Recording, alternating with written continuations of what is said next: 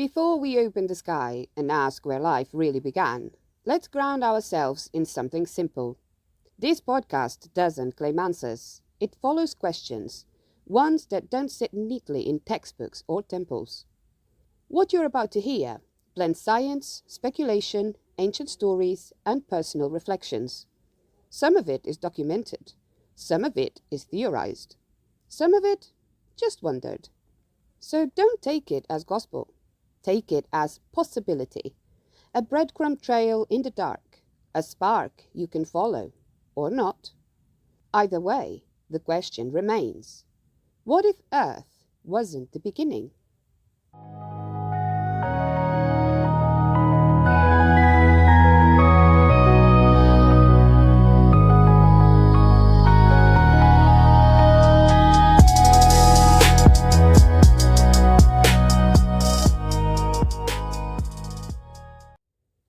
It's easy to assume we're the center, that life began here, in a tide pool, a warm little pond, a lightning strike on the right primordial soup.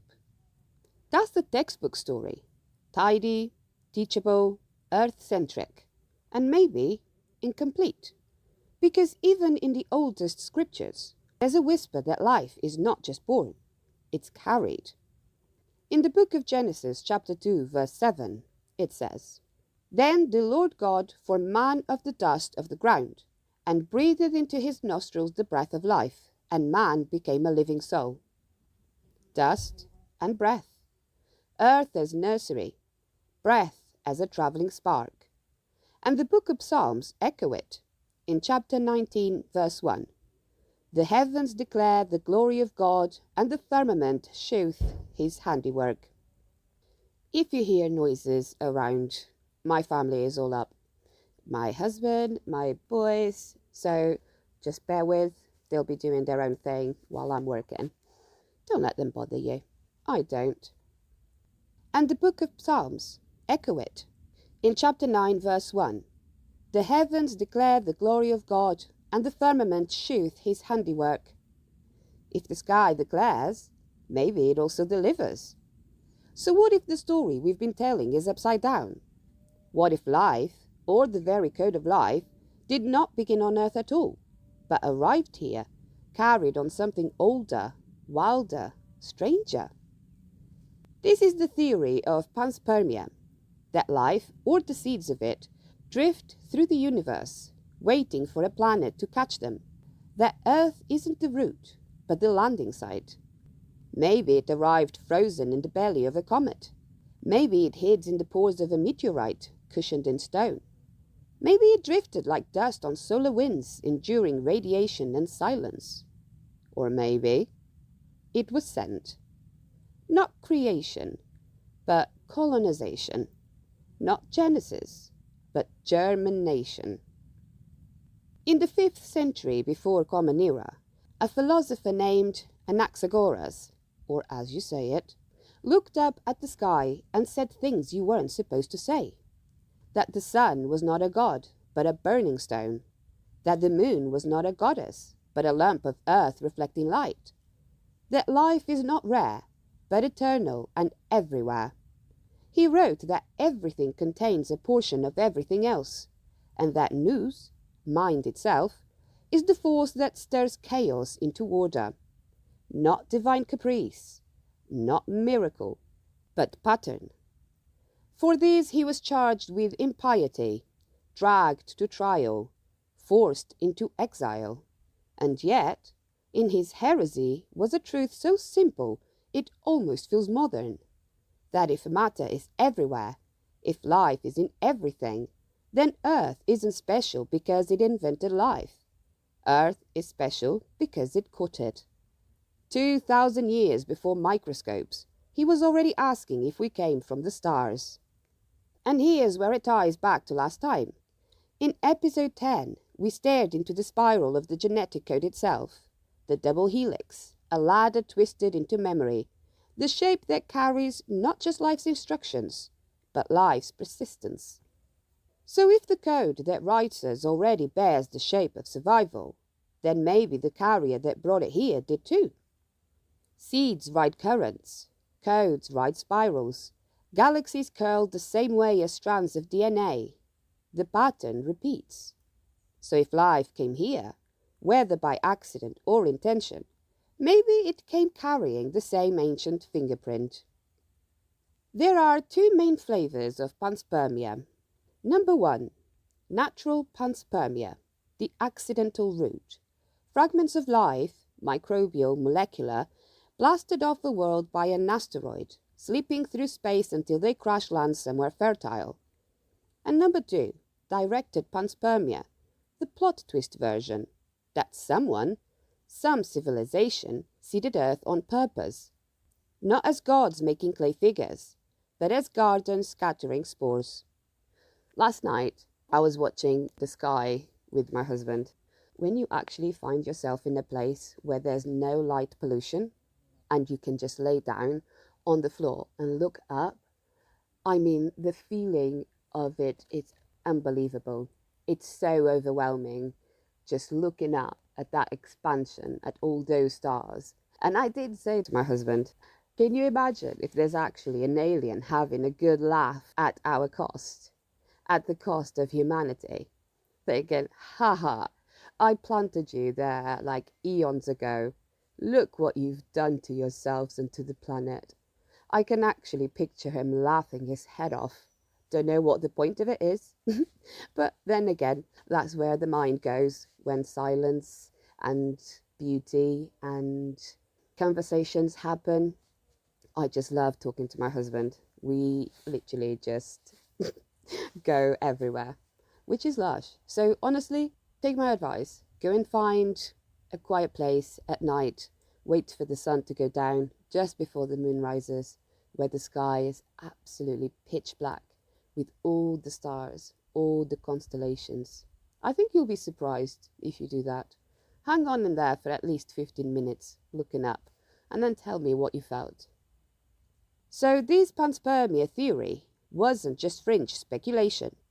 In the 1970s, Nobel Prize winner Francis Crick, co-discoverer of DNA, and chemist Leslie Orgel, as you say it, seriously suggested that Earth life might be the result of deliberate seeding, not designed like machines, planted like poetry. They had no proof, no glowing envelope attached to a meteor, no return address in Orion's belt, but the ingredients kept turning up, and they weren't Earth's alone. We found amino acids, the alphabet of proteins, in the tails of comets and inside meteorites. We found ribose, the sugar backbone of RNA, on rocks that have drifted between worlds. We found organic molecules, the chemical whispers of life, in the atmospheres of gas giants and in the frozen moons of Saturn and Jupiter. The universe doesn't just contain life. It seems to bake the ingredients for it. So maybe Earth isn't the kitchen. Maybe Earth is the only oven. And the recipe, the code, came from somewhere else. We all know DNA, but life might have begun with its older, rangier sibling, RNA. If DNA is the sacred scroll locked in a vault, RNA is the messenger, carrying lines of the scroll out into the world. RNA doesn't just copy instructions. In early life, it could have written them too, storing information and catalyzing reactions, reacting, adapting, surviving. That's the RNA world hypothesis. And here's the kicker. Pieces of RNA's world have been found in space. Sugars, bases, ingredients, not just atoms, but ink. As if the universe was already sending not the book, but the alphabet. What's wild is how many old stories carry the same hum. The Dogon of Mali are said to hold star knowledge of Sirius. Debated, yes, but the myth's shape is sky arrival. The Sumerians told of the Anunnaki, sky beings who descended to shape humanity. In the first book of Enoch, chapter 6, verse 1 to 2, speaks of the watchers descending from heaven, altering the world forever. Were these symbols? Were they memories? Fragments of something we have buried? We don't know. But across cultures, Across time, humans carry the same haunting sense. Maybe we didn't start here. Maybe we were sent, or scattered, or brought. If even a shred of that is true, it changes everything. Earth becomes a garden, not the root. And life itself? Life becomes a traveler. And if life is a traveler, the next question is obvious. Could it survive the trip? Let's go there. If life came from space, whether as microbes, molecules, or a code curled into dust, one question burns hotter than all the rest. Could it survive the trip? Because space is no gentle cradle. It's vacuum, radiation, shrapnel and silence. It is deep freeze and boiling heat, a place with no oxygen, no food, no forgiveness. And yet, life keeps showing us it's tougher than we think. Meet Earth's strangest survivors, extremophiles, life forms that thrive where nothing should. They live in boiling acid pools that eat metal. They cling to volcanic vents at the bottom of the ocean, where pressure would crush a submarine like an eggshell. Some dine on radioactive waste inside nuclear reactors. Others breathe methane or feast on toxic metals. They are, by every reasonable metric, impossible. And yet, here they are. The universe seems to love weirdos, and weirdos might be exactly what you need if you're going to survive space. And then there's the tardigrade, also called the water bear, or, if you want to get affectionate, the moss piglet. Picture a microscopic caterpillar wearing a wrinkled sleeping bag with 8 stubby legs and a snuffling snoot. Not exactly majestic, but behind that cartoon look hides a survivor so absurd it feels like a joke the cosmos is in on. Tardigrades can endure boiling water, Antarctic ice, 6 times the crushing pressure of the deepest trench. They shrug off starvation, dehydration, radiation, even microwaves.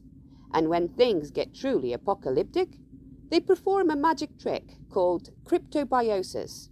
They curl into a dry husk called a tun, T-U-N, shut their metabolism down to near zero, and wait for years, decades, until water touches them again. Then, like a USB stick plugged back in, they reboot. So, they're portable, durable, rebootable, and ridiculous. They are nature's backup drive for life itself. And no, this isn't theory.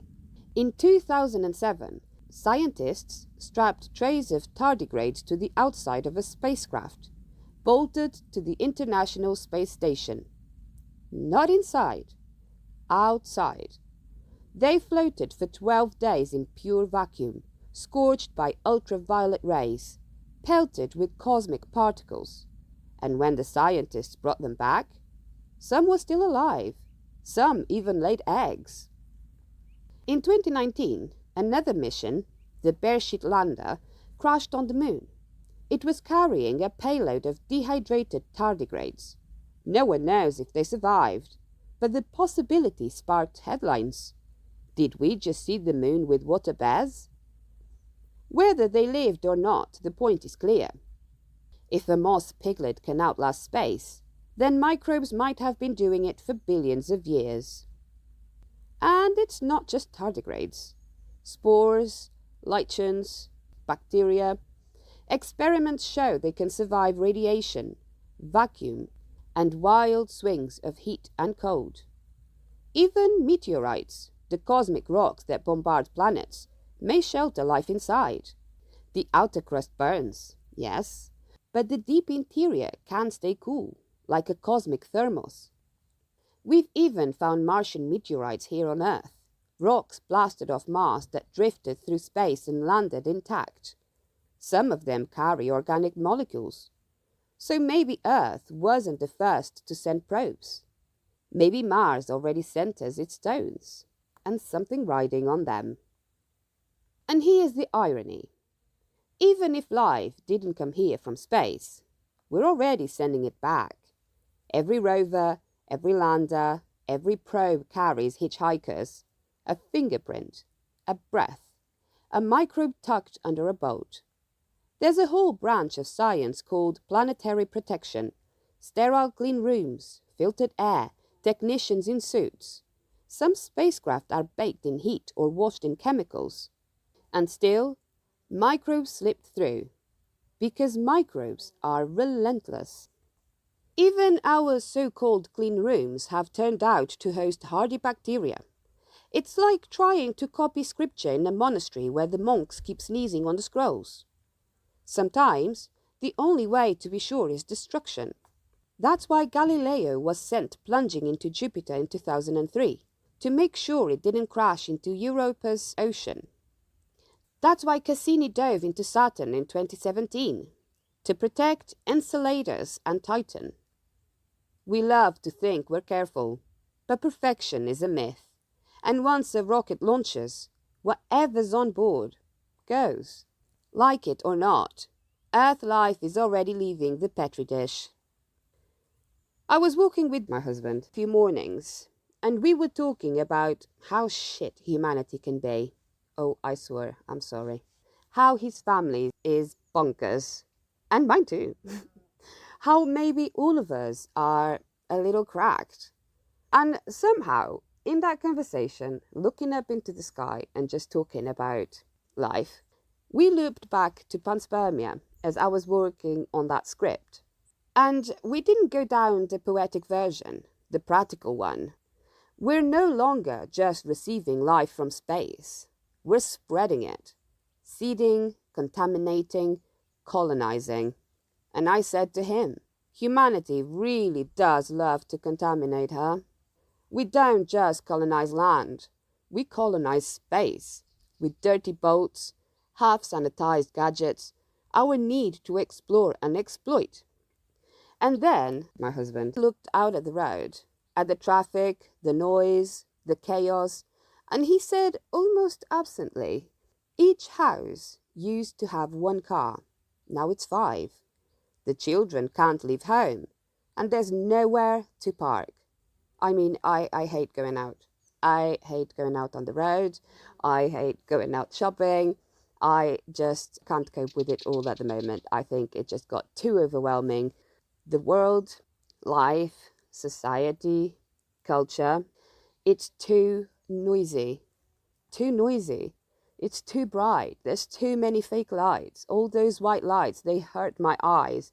I go shopping. I enter into a shopping center or the supermarket. Those lights, they make me so overwhelmed that I lose sense of what I'm doing. I get really overwhelmed and I can't shop. So I send my husband shopping at the moment until I can, I don't know, figure out a way to go back into the world again. And yeah, I just think all the distractions, all the scrolling, all the social media, all the pressure of society and culture for you to be who they deem that you should be, it's not their right, by the way. It's yours. Figure out what you want to do with life and then just go for it. Honestly, it doesn't have to be hard. Life can be so much simpler if you just slow down. And as me and my husband were talking, I sort of saw it. Future Earth buried in tin can corpses of cars, rusting skeletons on ghost streets, nature bulldozed to build homes no one can live in, and overhead, more rockets, more probes, more seeds flung into silence. We could have been cosmic seedlings, but instead, we risk becoming cosmic litter. So, can life survive space? Yes, some of it can, some of it has. And if microbes can ride comets, sleep in stardust, bloom after centuries of silence, then maybe Earth isn't the origin. Maybe Earth is the nursery. And we are only just remembering that life has always been part traveler, part seed, and part contaminant. If life can survive space, if the ingredients are everywhere, if Even our own microbes ride rockets into the dark. Then the next question is obvious. Where is everybody? Because if the universe is teeming with possibility, shouldn't we be seeing something? Lights in the dark, signals on our receivers, a friendly hello from a passing craft, and yet silence, cosmic, aching, bone-deep silence. In the 1950s, physicist Enrico Fermi sat down to lunch with colleagues. Between bites of food, he dropped a question so simple it still echoes decades later. Where is everybody? He wasn't being dramatic. He was doing the math. There are about 200 sextillion stars in the observable universe. That's a 2 with 23 zeros. Write it down, see how long it is. Can't even grasp the size of it. Each one potentially orbited by planets. And thanks to modern telescopes, we now know planets are everywhere. In fact, more planets than stars. Many sit in the Goldilocks zone. Not too hot, not too cold, just right for liquid water. Some look eerily like us. Kepler 452b, 1,400 light-years away, circling a sun much like ours. Proxima Centauri b, just 4.2 light-years away, hugging the closest stars to ours. So again, if the conditions are common and the ingredients universal, why is the galaxy still so quiet? In 1961, astronomer Frank Drake tried to give numbers to the silence. He wrote an equation, not to solve the paradox, but to frame it. How many stars are born each year? How many have planets? How many planets might host life? How many of those spark intelligence? How many build technology? How long those civilizations survive? Every factor is guesswork, but even with cautious numbers, the outcome suggested one thing. We should not be alone. And yet, here we sit, hurling signals into the dark, waiting for a reply that doesn't come. For over half a century, SETI, the search for extraterrestrial intelligence, has been listening. Radio telescopes pointed at the sky, sweeping billions of frequencies, searching for order in the static. Most nights, nothing, just the universe humming. But sometimes there are blips. In 1977, a telescope in Ohio caught a burst so strong, so narrowband, so clean, that the astronomer on duty scrolled "Wow" in the margin. 72 seconds of a signal that seemed deliberate. And then, silence again. No repeat, no follow-up, just one ghost in the static. It's been nearly 50 years. The wow remains unexplained. Not proof, not denial, just an unanswered knock on the door. So why the quiet? There's a few possibilities. Number one, they're too far. The galaxy is vast. Even light takes time. A message from across the Milky Way might take tens of thousands of years to reach us. So maybe we're just not tuned in yet. Number two, they're using tech we don't understand.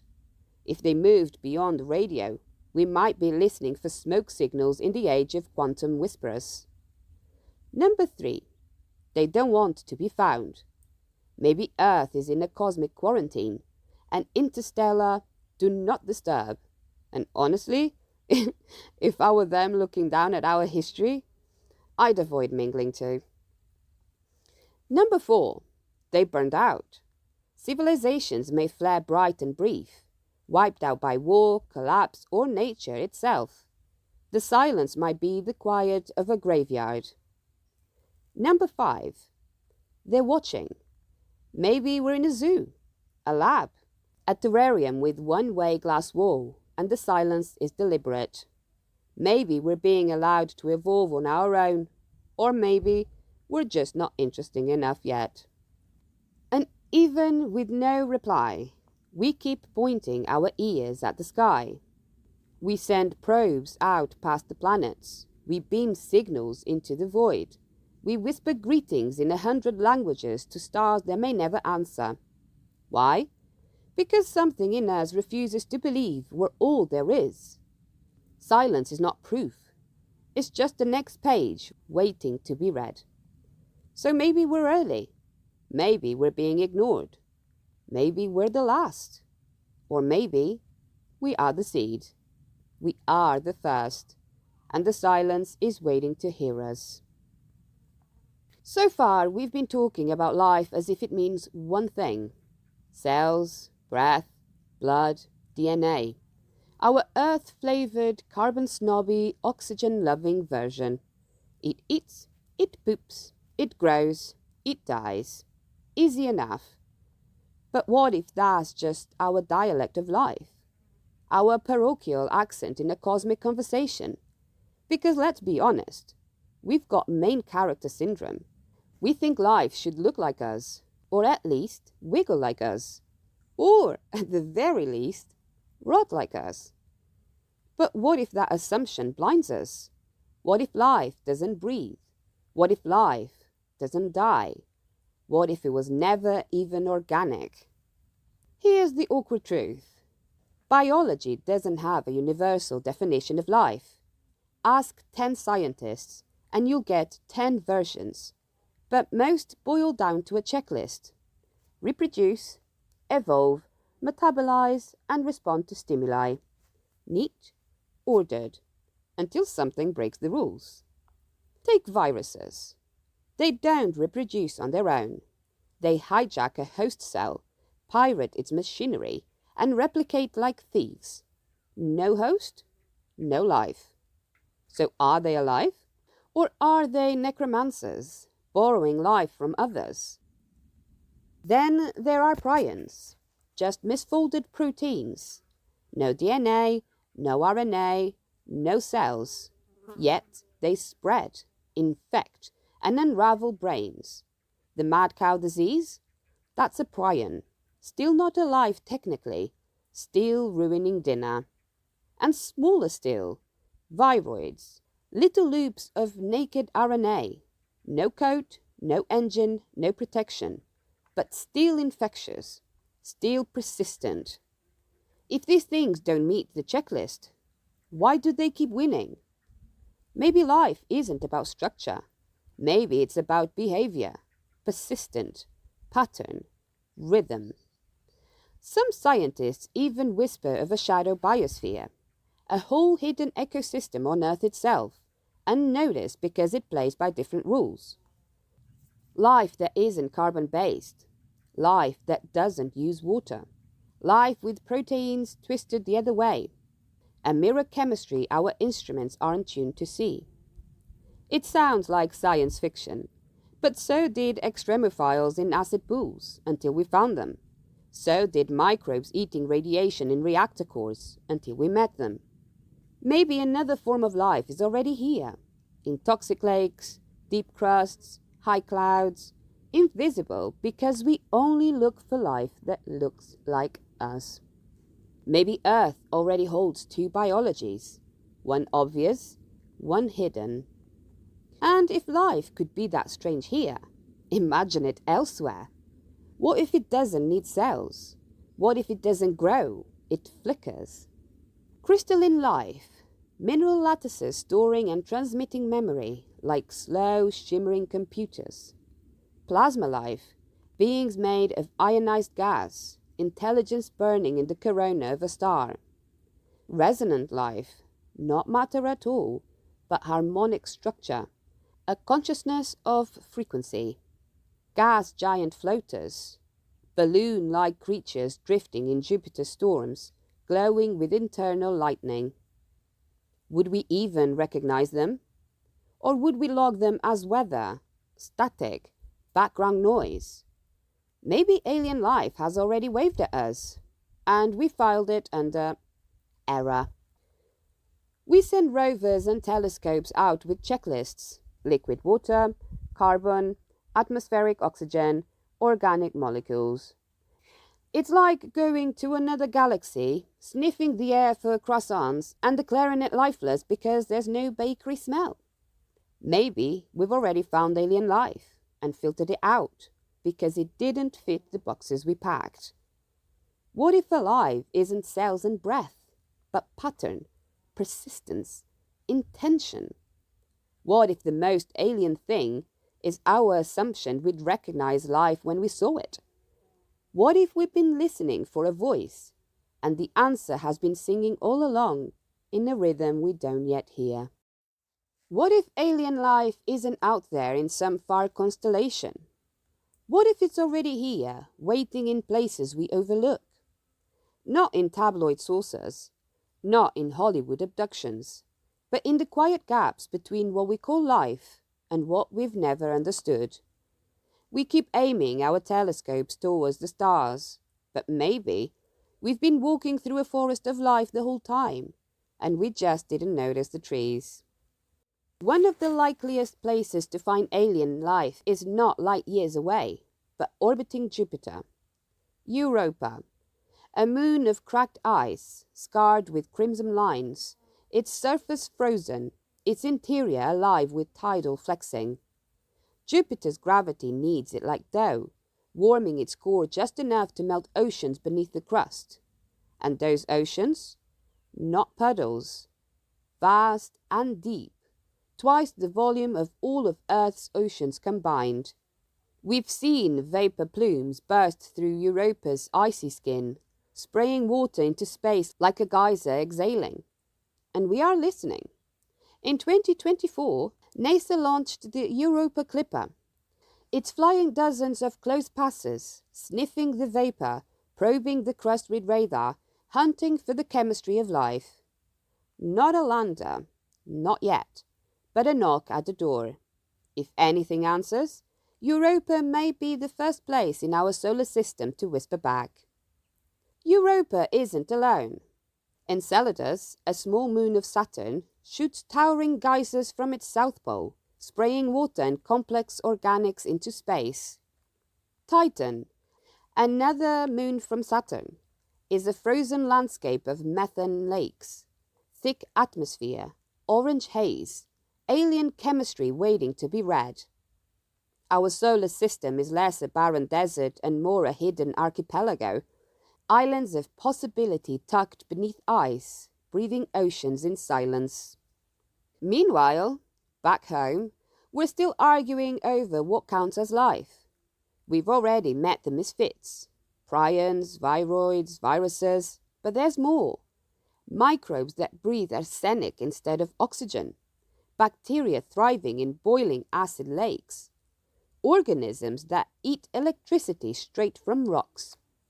Life keeps breaking our rules, and every time it does, it cracks the door wider for what alien life could be.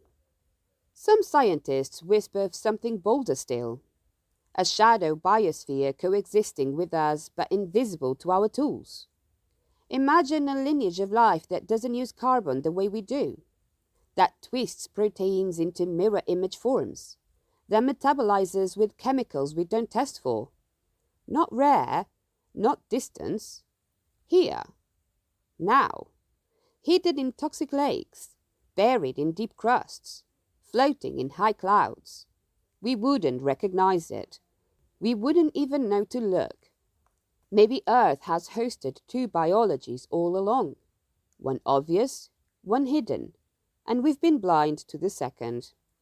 And if Earth could birth such strangeness, what about worlds beyond? Life might not need water, might not need cells. It might not live at all by our standards. On a gas giant, it could drift as balloon-like floaters, huge as cities, pulsing with lightning veins. In the corona of a star, it could exist as plasma, thought made of fire. In crystal lattices, it could grow like memory, a consciousness too slow for us to notice. In frequency itself, life could be resonance, intelligence woven in vibration, a pattern humming through the void. Would we notice it? Or would we log it as weather, as background noise, as static in the data? Maybe alien life hasn't failed to show up. Maybe it's here, all around us, too strange to recognize. Maybe the forest is full and we've been walking through it blind. Maybe the aliens aren't missing. Maybe our imagination is. So far, we've asked if life could travel, if it could survive, if it could already be here hiding in plain sight. But maybe the real clue isn't in the life we see, but in the pattern it follows. Because life, wherever we find it, seems to obey a certain rhythm, a fingerprint etched into everything it touches. From the swirl of galaxies to the curl of seashells, from the veins in our bodies to the arms of hurricanes. You've seen it before, the unfurling, the curve, the spiral. This pattern has a name, the Fibonacci sequence. 0, 1, 1, 2, 3, 5, 8, 13. Each number the sum of the two before it, a simple recursion, but it shows up everywhere. In the florets of a sunflower, in the scales of a pine cone, in the spiral of cauliflower and nautilus shells, in the structure of hurricanes, in the arms of galaxies, in the chamber of your cochlea, the spiral in your inner ear where sound becomes sense. It's not just math, it's memory, it's rhythm carved into form. Some call it sacred geometry. Others say it's just nature being efficient, the neatest way to pack seeds, to grow without waste. But to many, it feels like intention, as if the universe remembers how to build itself, and keeps using this spiral as its signature. So who found the spiral? In the West, we name it after Leonardo of Pisa, better known as Fibonacci, a 12th century Italian mathematician. He introduced the sequence through a puzzle in his book Liber Abaci. How many rabbits will you have if each pair breeds each month? But centuries before Fibonacci, Indian mathematicians like Virahanka, Gopala, and Hemachandra had already described the same sequence, not with rabbits, but with poetry. In Sanskrit verse, they counted syllabic patterns, mapped rhythms of long and short beats, and discovered the same unfolding numbers. The spiral doesn't belong to one man or one culture. It belongs to life, and life keeps repeating it. And then look inside yourself. The molecule that writes you, DNA, a ladder twisted by breath, a double helix coiling into memory. It doesn't just carry code. Its shape is the key to how it copies, how it survives, how it remembers. The spiral isn't decoration. It's function, instruction, persistence. Life doesn't just use the spiral. Life is spiral. Imagine you find a rock in the forest. It's jagged, heavy, rough. You shrug and walk on. Now imagine the same rock, but carved into a perfect spiral, repeating, balanced, deliberate. Wouldn't you stop? Wouldn't you ask who made it? What it meant? Maybe the spiral itself is the message, not a symbol drawn on top of life, but the code life is written in. A fingerprint left behind, a curl in the sand saying, I was here. And maybe that's why so many of us tattoo it, paint it, carve it, trace it in the sand. Maybe it's not decoration. Maybe it's recognition. A cellular déjà vu. Our bones remembering something our minds forgot. The spiral is more than math. It's movement, inward and outward, birth and return, ascent and descent. In Celtic traditions, it's a doorway between worlds. In many indigenous cosmologies, spirals map both the stars and consciousness itself. Seed, journey, echo, all at once. It is a vortex, a question mark, a prayer. The spiral doesn't just represent life. It proves that life is already symbolic, that life is poetry folded into form. Maybe the spiral isn't just how life began. Maybe it's how life calls itself home, again and again and again. Maybe we're not just made of life, but of the memory of how life moves. And if we follow the spiral far enough, it may not take us to aliens at all.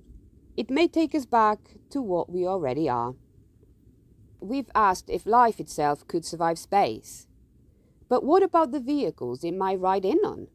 The stones, the comets, the wandering rubble of the cosmos.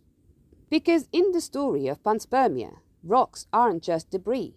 They're couriers, messengers, arcs carrying fire. Scientists call it lithopanspermia, life traveling between worlds, tucked inside rocks thrown into space. Here's the picture. An asteroid slams into a planet. The impact is violent, but not everything dies. Some rock fragments are blasted free, flung into orbit, into interplanetary drift. And if microbes were inside those rocks, buried deep in pores and fissures, some might survive the shock, hibernating, waiting. Experiments on Earth have tried to test it, stimulating high-speed impacts, launching microbial spores into violent shock tubes, smashing rocks under explosive force. And what's unnerving is, sometimes they survive, charred, battered, but alive. We know this isn't just theory, because we found evidence on rocks already making the trip. Fragments of Earth have been blasted into space by asteroid strikes. Some of those fragments have landed on the Moon. Others may have reached Mars, and the reverse is true. Here on Earth, we found Martian meteorites, rocks that were hurled off Mars long ago, drifted through the void and fell onto our soil. They carry strange mineral structures, traces of carbon chemistry, not life itself, but the hints of life's ingredients. Mars has already sent us stones, and who knows what else they carried.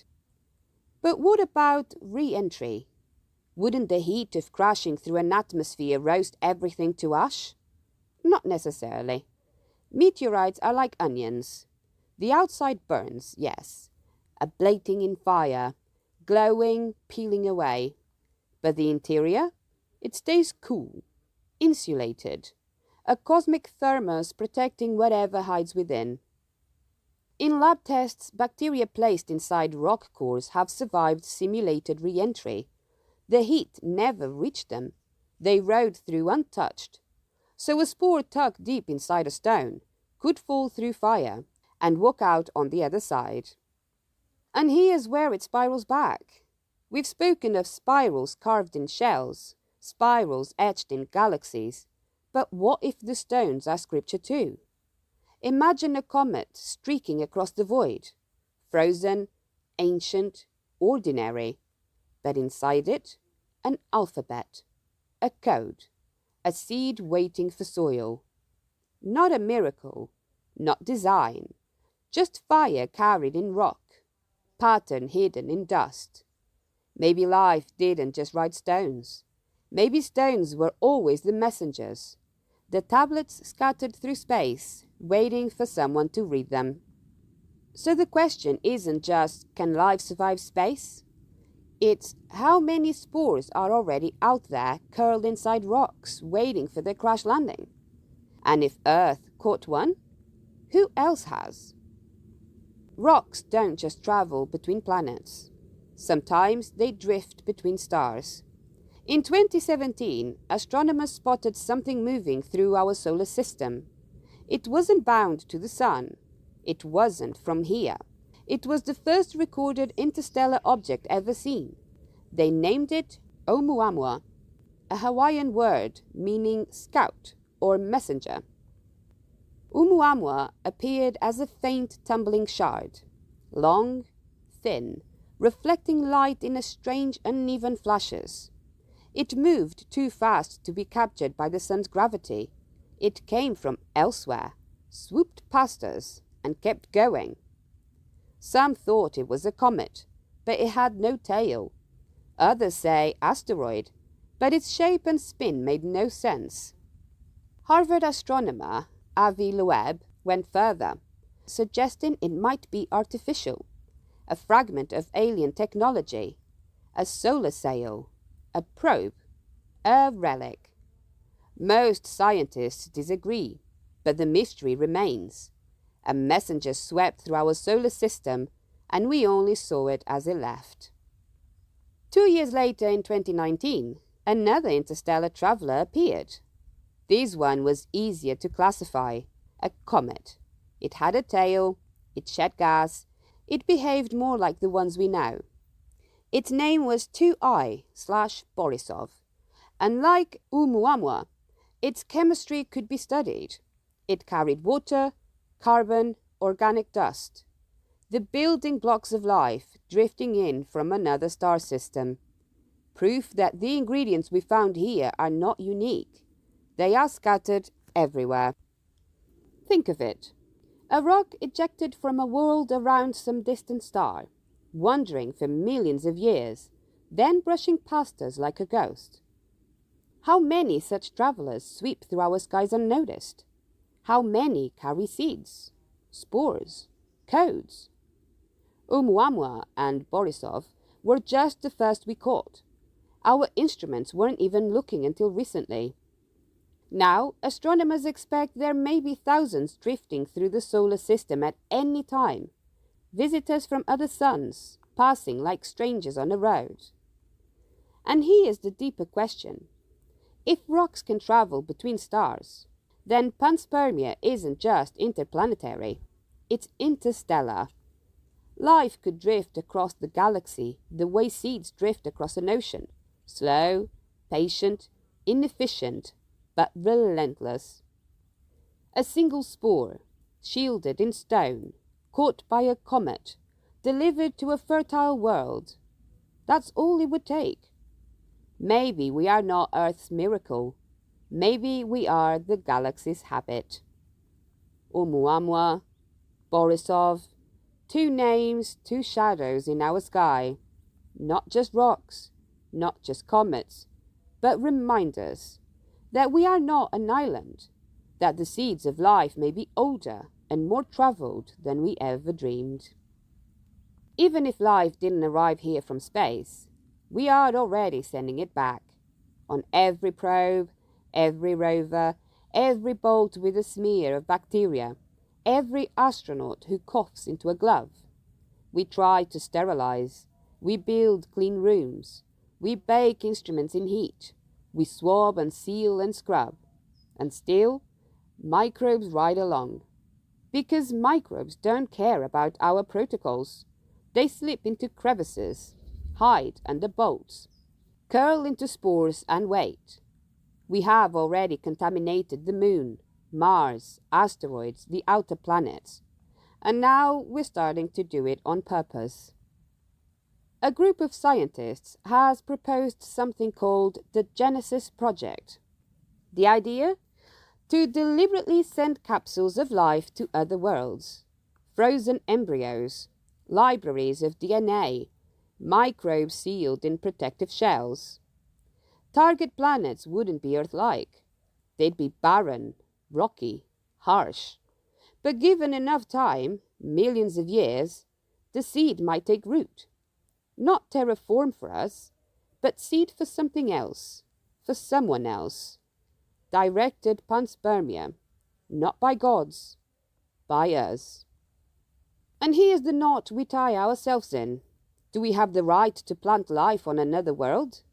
What if that world already carries something fragile, hidden, waiting? Would our spores choke it out? Would we become the invaders, the colonizers? We've already bulldozed ecosystems on Earth. Do we dare bulldoze ecosystems on Mars? On Europa? On worlds not even born yet? The irony is brutal. The same species debating planetary protection is now debating planetary colonization. I mean, you can't make it up with humanity, can you? It's absolutely crazy how, and I'm not going to say names. I am pretty sure we are all aware of what people with a lot of money have been doing and saying and planning. And isn't that just sad? That we are not just happy to destroy our whole planet and now we're going out of our planet. Are we actually going out of our own planet, by the way? That's another question. Maybe for another episode. Oh man, I honestly, I don't know what to do. I don't know what to think about as humanity, and I don't know what the end goal is, but it doesn't feel great when you actually think about it, when you go down the cracks and you see it's not just the inversion that we've been talking in all the other episodes. It's just the sheer brutality that we do things in. I mean, we've done it to our oceans, haven't we? I mean, there's tubes, there's the oil rigs. I mean, we have, and I'm not going to swear here, we have messed up big time, although you know exactly what I wanted to say. And maybe that's the point. Panspermia was never just a theory about the past. It's a mirror for the present. If life here was seeded on purpose, we are now playing the same role for someone else. If life here was accidental, we are now repeating the accident, but on purpose. We have become the gardeners and the litterers and maybe the gods. That's what some people like to think about themselves. So when we ask if Earth was seeded, the real question is also, how many worlds will we seed in turn? And what will those new gardeners, those new beings, say of us? Will they whisper in gratitude? Doubt it. Or curse our contamination? Yeah, I would be on the latter. We followed the seeds across comets, across stones, across stars. We've imagined spores riding rocks, tardigrades floating in vacuum, ingredients drifting through the crack. But there's a question we can't escape. Even if life came here from space, where did it begin? Panspermia is elegant. It explains how life could spread, how seeds could drift, how Earth could bloom. But it doesn't explain where the first seed came from. The theory just moves the mystery backwards, from Earth to elsewhere. Abiogenesis, the origin of life from non-life, still waits at the root, whether on Earth or on another world or in a cloud between stars. Somewhere, once, the spark still had to strike. So maybe the first life formed in Earth's oceans, or on Mars, in ancient rivers, or on a distant exoplanet, now long gone. Maybe it began in deep-sea vents, where heat and minerals brewed chemistry into persistence. Maybe it began in icy comets, frozen seeds thawed by starlight. Or maybe it began in ways we cannot imagine, chemistry so alien it doesn't fit our language. But no matter where you place the origin, the question still lingers like an echo. And before that, it is a spiral with no clear center. Seed and soil, dust and breath, carried forward, folded back. If life began here, what sparked it? If life began elsewhere, what sparked that? Maybe the universe has always been alive. Maybe life is not an exception, but the rule. Not a beginning, but a continuation. And maybe that's the point. That no theory will close the loop. That life itself resists being explained away. Whether seeded by comets, or scattered by civilizations, or sparked in some forgotten ocean, the origin is always further back, always one step beyond, always humming in the dark, just out of reach. So maybe panspermia is true. Maybe it's not. But either way, the question it leaves us with is the same. Where was the first spark lit? And who or what was there to see it? We've chased the seeds across comets, watched microbes cling to stone, heard the silence of the stars, asked where the first spark began, and still the question hums. Not out there, but here. What if contact isn't something we make? What if it's something we remember?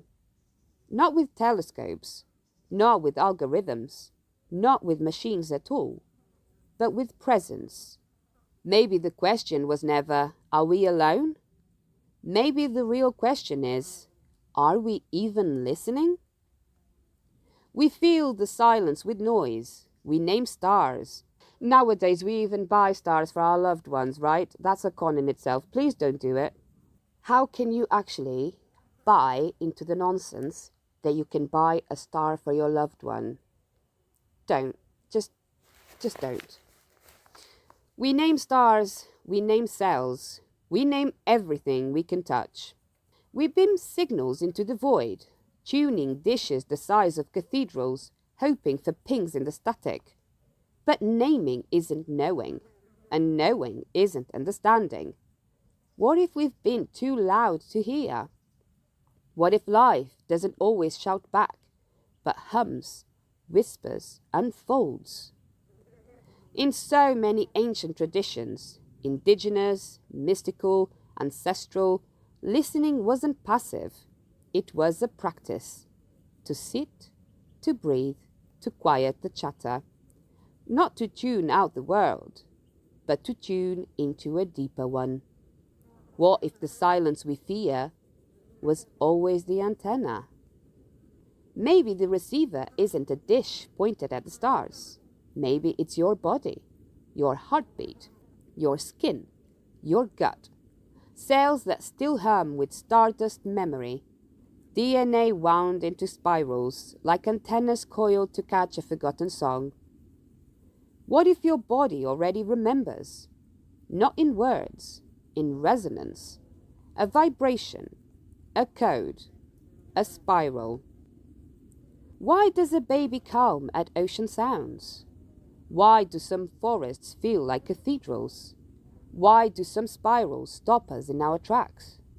Why does music we've never heard before sometimes makes us weep? Maybe contact has always been happening, not in lights or saucers, but in resonance. A hum in the bones, a pattern in the air, a rhythm too subtle for instruments, but too ancient for us not to feel. When we point satellites at the sky, are we trying to prove we're not alone? Or are we trying to remember where we came from? Maybe we don't need to find alien life. Maybe we are the memory of it, coded in flesh, wrapped in DNA, spinning like a sunflower towards the light. So don't just listen with your ears. Listen with your skin, with your silence, with your spiraling, remembering self. Maybe contact isn't an arrival. Maybe it's a recognition. If any of this stirred something in you, a question, a memory, a thread you've carried quietly, you can bring it to me. Find me on Instagram at Bloodline Myths. Come and tell me what you see, what you hear, what you've always wondered. This story isn't finished. It's stitched together with every voice that dares to ask, every whisper that refuses to stay quiet. So come and ask. Come remember. Come weave with me. Because this isn't just my story. It's our bloodline. Until next time. Bye.